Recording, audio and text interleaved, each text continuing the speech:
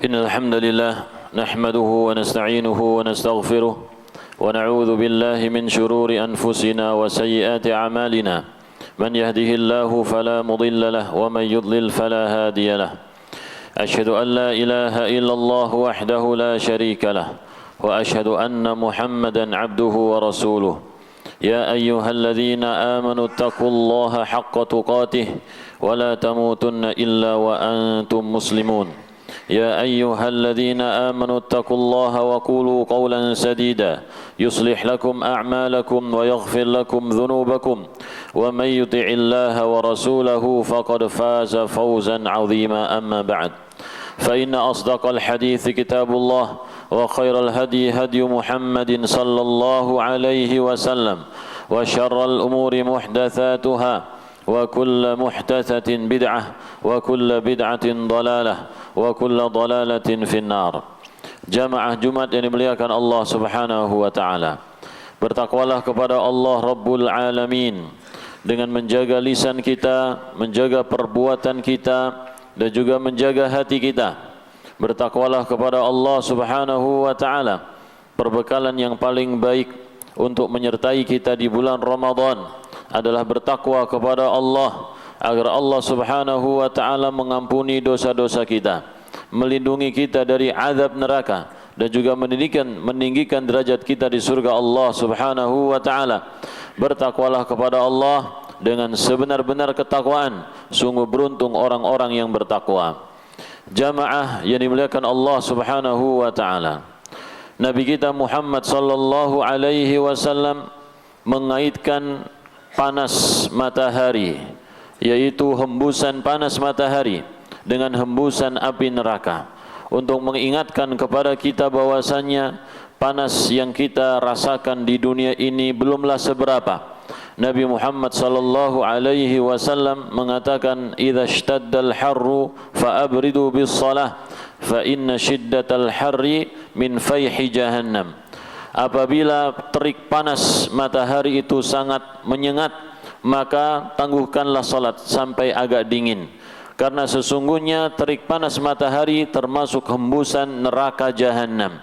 Oleh karena itu, jamaah yang dimuliakan Allah Subhanahu wa taala, menjadi seorang mukmin yang beriman kepada Allah Subhanahu wa taala memiliki sikap yang senantiasa tafakkur, tadabbur, dan juga orang ulul absar yang memikirkan hal-hal yang ada di dunia ini dikaitkan dengan sesuatu yang bisa meningkatkan keimanannya kepada Allah Subhanahu wa taala, dan juga sesuatu yang bisa menambahkan rasa takutnya kepada Allah Subhanahu wa taala, dan juga rasa takutnya kepada azab Allah di akhirat.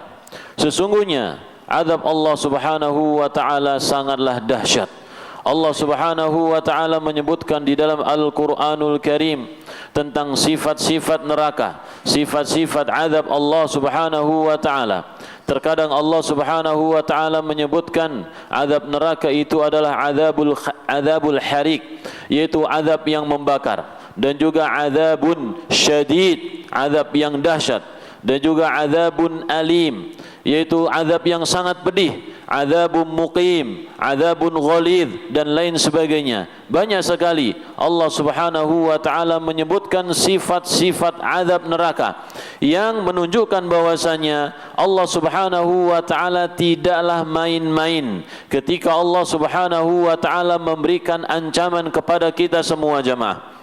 Ketika Allah Subhanahu wa taala memberikan ancaman untuk kita dengan neraka, Allah Subhanahu wa taala serius akan memasukkan orang-orang yang melakukan perbuatan dosa atau juga orang-orang yang kufur dan juga orang munafik menjadi penghuni neraka. Allah Subhanahu wa taala menyebutkan orang-orang seperti ini mendapatkan azabum muqim, yuriduna ay yakhruju minha, mereka ingin keluar, tetapi Allah Subhanahu wa taala tidak mengizinkan mereka keluar dari api neraka. Jamaah yang dimuliakan Allah Subhanahu wa taala, Nabi kita Muhammad sallallahu alaihi wasallam adalah orang yang memperhatikan ayat-ayat Allah Subhanahu wa taala. Pernah Abu Bakar As-Siddiq mengatakan kepada Nabi sallallahu alaihi wasallam, "Ya Rasulullah, laqad syibta." wahai Rasulullah, engkau sudah keluar uban wahai Rasulullah. Maka Nabi SAW mengaitkan uban ini dengan apa? Dengan ayat-ayat Allah Subhanahu wa taala, dengan Al-Qur'anul Karim. Laqad syayyabatni hudun wal waqi'ah wal mursalat wa amma yatasaalun wa idza syamsu kuwirat. Maka dalam ayat-ayat itu adalah ayat-ayat makkiyah, surat-surat makkiyah yang Allah Subhanahu wa taala turunkan sebelum Nabi Muhammad sallallahu alaihi wasallam hijrah ke kota Madinah. Yang salah satu ciri-ciri dari surat-surat makkiyah itu adalah penanaman akidah, penyebutan kejadian-kejadian pada hari kiamat, penyebutan tentang surga, penyebutan tentang neraka, disebutkan tentang azab Allah Subhanahu wa taala yang begitu perinci. Sehingga seseorang apabila mau mentadaburi surat-surat tersebut, maka dia akan menanamkan rasa takut kepada dirinya. Dan itulah yang Allah Subhanahu wa taala pahamkan kepada hamba-hambanya. Allah Subhanahu wa taala memahamkan kepada manusia agar mereka memiliki rasa takut yang sempurna kepada Allah Subhanahu wa taala, sehingga Allah Subhanahu wa taala menurunkan ayat-ayat yang isinya menyebutkan tentang surga dan juga neraka. Sebagaimana Ibunda Aisyah radhiyallahu anha mengatakan bahwasanya innama nazala awwala ma nazala minhu suratun minal mufassal dzukira fihi al-jannatu wan nar. Sesungguhnya surat-surat yang pertama kali turun dari Al-Quran itu adalah surat Al-Mufassal, yang di dalamnya disebutkan tentang surga dan juga neraka.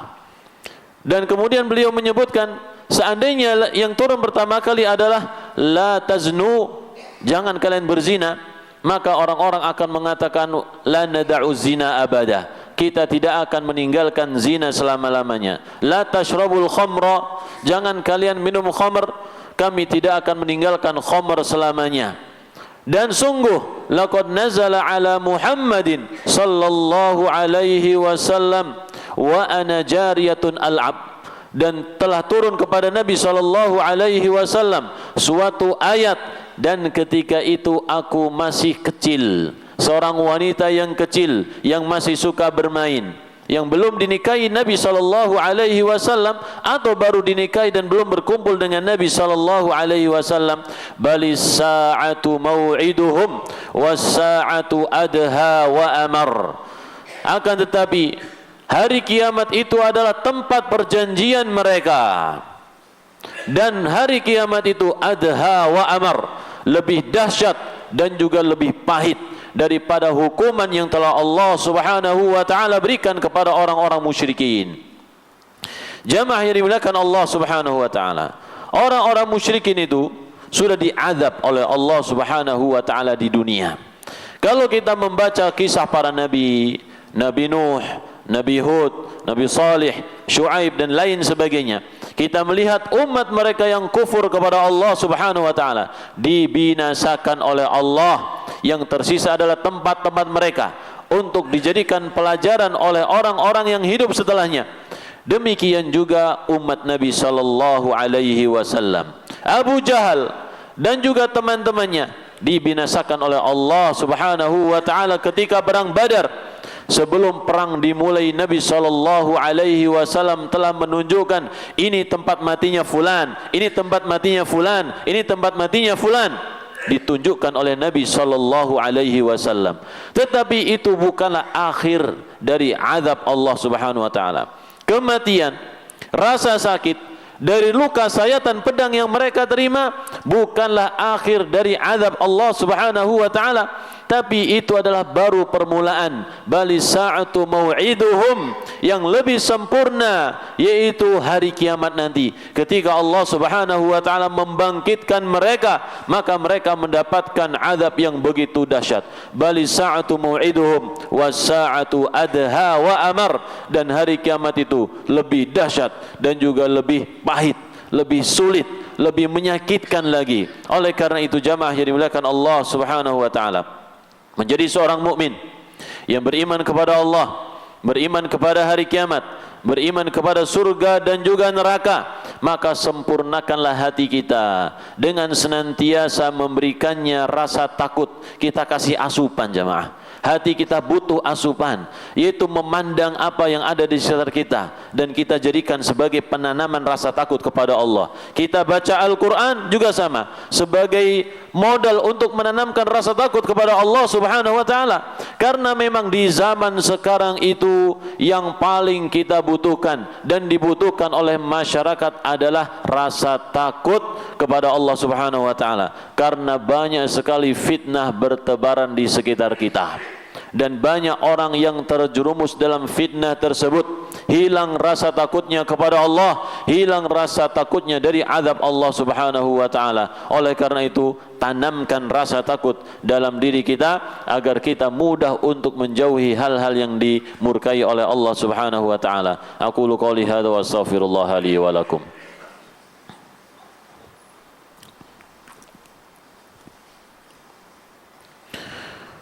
Alhamdulillahi Rabbil Alamin, wassalatu wassalamu ala ashrafil anbiya'i wal mursalin, Nabiyyina Muhammadin wa ala alihi wa ashabihi ajma'in. Ashhadu an la ilaha illallah wa ashhadu anna Muhammadan abduhu wa rasuluh. Jamaah yang dimuliakan Allah subhanahu wa ta'ala, apabila kita menganggap bahwasanya Allah subhanahu wa ta'ala maha ampun dan juga maha penyayang, ketahuilah bahwasanya ampunan Allah subhanahu wa ta'ala untuk orang-orang yang bertaubat kepadanya. Dan ketahuilah bahwasanya kasih sayang Allah subhanahu wa ta'ala adalah untuk orang-orang yang melakukan amal salih. Adapun orang-orang yang melakukan maksiat dan terus menerus dalam melakukan maksiat, maka mereka tahta masyiatillah, di bawah kehendak Allah subhanahu wa ta'ala. Jika Allah berkehendak maka Allah akan mengazabnya, jika Allah berkehendak maka Allah akan mengampuninya. Akan tetapi Allah subhanahu wa ta'ala telah menetapkan bahwasanya neraka itu akan dihuni oleh orang-orang yang kufur kepadanya, orang-orang yang munafik, dan orang-orang yang melakukan dosa. Setiap dosa yang kita lakukan pasti ada balasannya.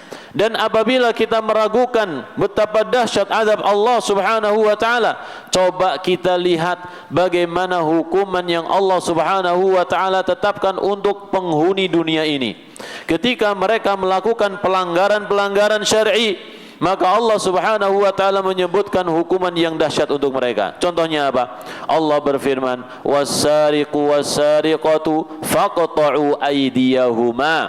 Pencuri laki-laki dan juga perempuan, potong tangannya. Pencuri laki-laki, perempuan, potong tangannya. Ya, maka orang-orang mengatakan, wah dipotong tangannya, mengerikan sekali. Enggak, jangan dipotong. Ini hukum Allah subhanahu wa ta'ala. Kita memandang hukum Allah di dunia ngeri sekali, maka di akhir lebih dahsyat lagi jamaah.